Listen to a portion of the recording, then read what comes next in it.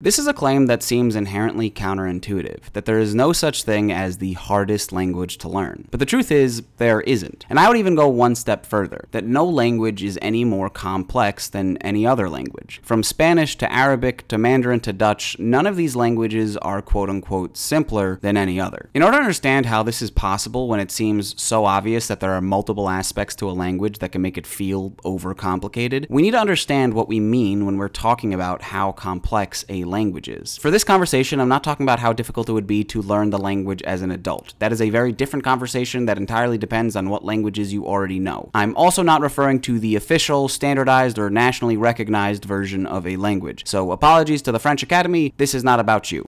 I'm talking about the languages as native speakers naturally speak them. The way you talk to your family and verbalize your thoughts in your own head. Is there anything that suggests that a baby born in China will learn a fundamentally more difficult language than a baby born in the United States, regardless of their education level? Or that a native speaker of any language can claim that their language is richer or more complex than someone else's? The answer to both of these questions, and every variation of them, is no. Now, there are a couple reasons that'll lead people, particularly English speakers, to believe that a language is inherently more difficult to learn. If a language has grammatical gender, obviously that would make it more complex, because on top of having to memorize new vocabulary, you have to consistently remember the gender of genderless objects. Additionally, English has very few verb conjugations, so clearly a language like Spanish, which has approximately 6,000 tenses, each of which equipped with multiple conjugations, would be more difficult to learn. And if a language has noun declensions, meaning that the precise form of the noun changes depending on how it's used in a sentence, then of course that would be more difficult to master. Russian has 6 of these, meaning that the word pencil can be said 6 different ways depending on if the pencil is the subject of the sentence, a direct object, an indirect object, a possessive, an instrument to accomplish something, or follows a preposition. You're going to tell me that a language like this is just as easy as English, where the word pencil is always just pencil? Yes. It's difficult to realize, particularly for monolingual English speakers whose only experience with foreign languages is in a classroom, that there are many aspects that make up how complex a language is. The complexity of a language is determined by a lot more than just whether or not it has grammatical gender or how many verb conjugations you need to memorize. The issue is most people only recognize complexities in other languages when it's ones they are not already familiar with. If you're a native English speaker, you're by default not familiar with grammatical gender and don't have to memorize that many verb conjugations. So those aspects will seem particularly difficult if they're present in your target language. But just because those two things aren't difficulties in English does not mean that English itself does not have difficulties. English has plenty of them. Here are a couple that, if you're a native English speaker, you might have never noticed. English has, depending on who you ask, anywhere from 12 to 16 different tenses, made possible by the 3 worst words that plague every ESL learner across the planet: have, had, and has. I have never had, nor will I ever have had, any trouble using them correctly. Anyone who has had such trouble would say that I might have, had I had any experience dealing with what they have had to. But I haven't. But if I had, then I would not have been able to have the fluency that I have had, will have, and will continue to have had. Now, if you're a native English speaker, you might argue that this is still easier than a language with dozens of conjugations, because it's just 3 words and you don't have to memorize so many unique forms. But I'll tell you that if your mother tongue is something like Russian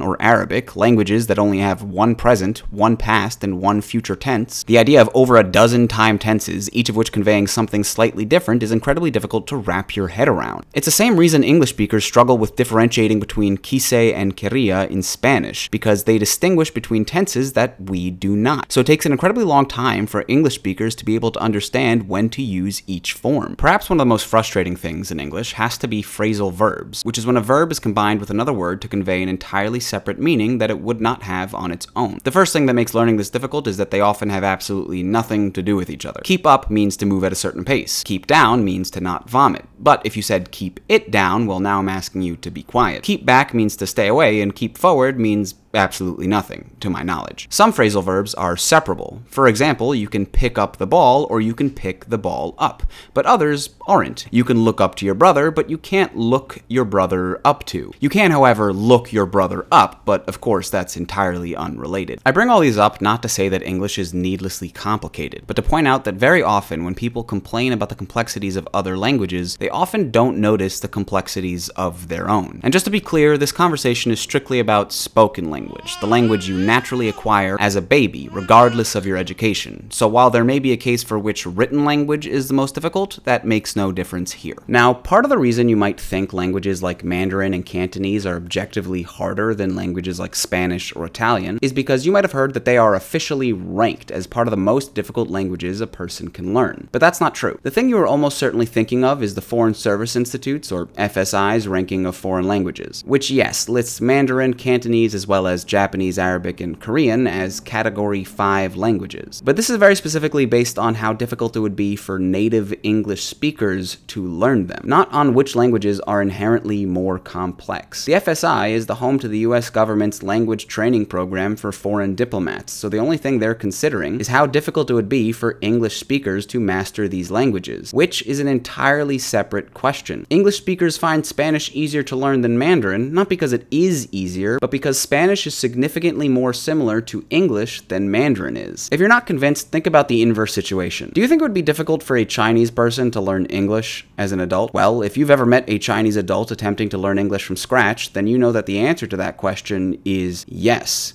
Unequivocally, yes. English is, I think, is the most difficult language. English is incredibly difficult for them to master. And if it is just as difficult for a Mandarin speaker to master English as it is an English speaker to master Mandarin, then that would indicate that the reason English speakers have difficulty learning Mandarin has absolutely nothing to do with any inherent complexities, but rather because these two languages are so vastly different. If Mandarin were truly more complicated just at a base fundamental level, then you would expect to see Chinese adults having a significantly easier time learning English than American adults learning Mandarin, but that's very clearly not the case. Now, you might say, okay, Yuval, these are really interesting ramblings and all, but is there any evidence for this? And yes, there is.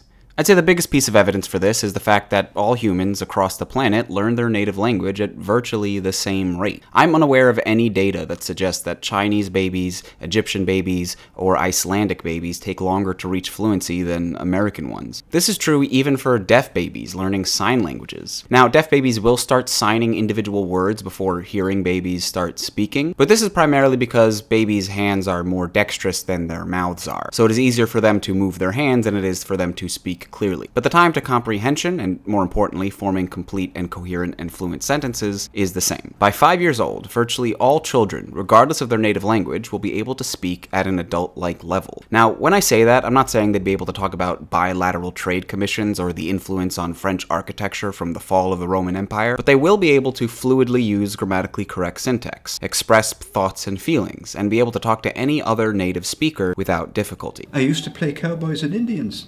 Yeah, that's what I play. Do you? Yeah. Now, before anybody brings up Toki Pona as an example of an objectively easier language, know that we're talking about naturally occurring languages, not constructed languages that have no native speakers. Any human language will develop natural complexities, just due to the fact that a language will need to reflect the complex ideas that humans want to express. And the complexity of a language will be determined by how complex the language can be while still being simple enough to communicate effectively. And it makes sense that that would average to the same level of complexity across large groups of people all using the same language.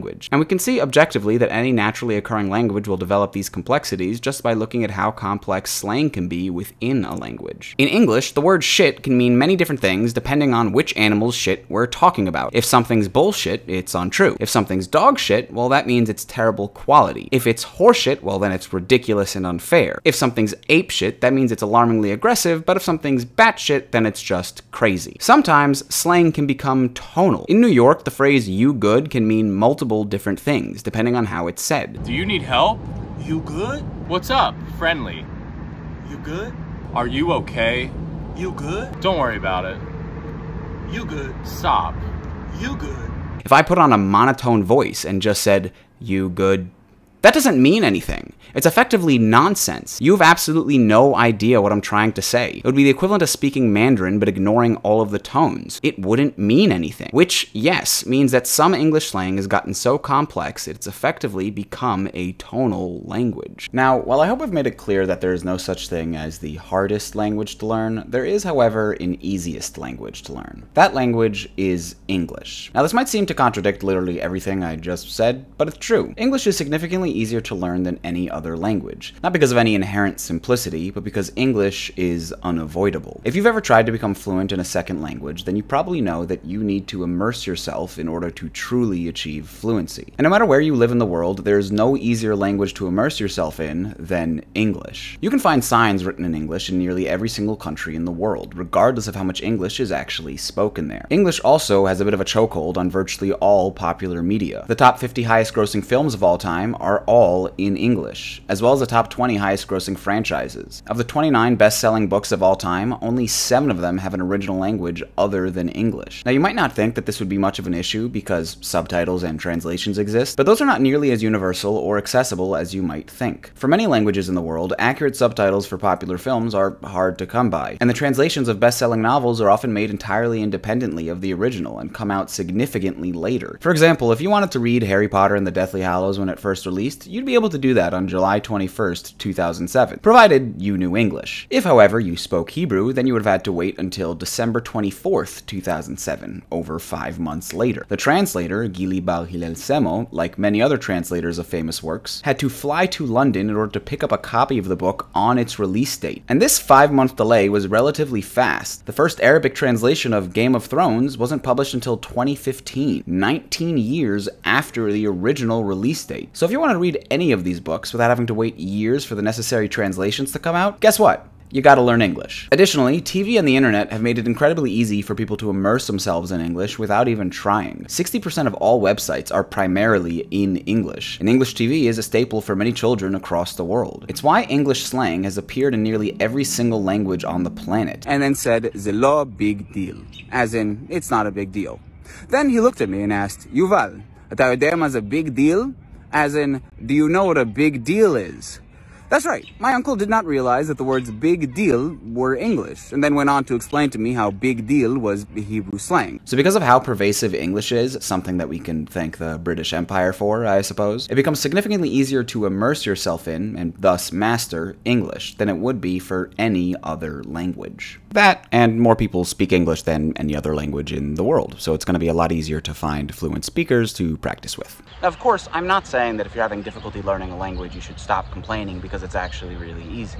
I just like pointing out that the only thing that really makes a language difficult is not grammatical gender or how many verb conjugations it has, but it's really just how much access you have to that language. And for as difficult as the language is that you're trying to learn, it is really no more difficult than the language that you already speak. A language that you manage to master just fine, even with all of its complexities. Which means the complexities that you're struggling with now, you can probably learn as well.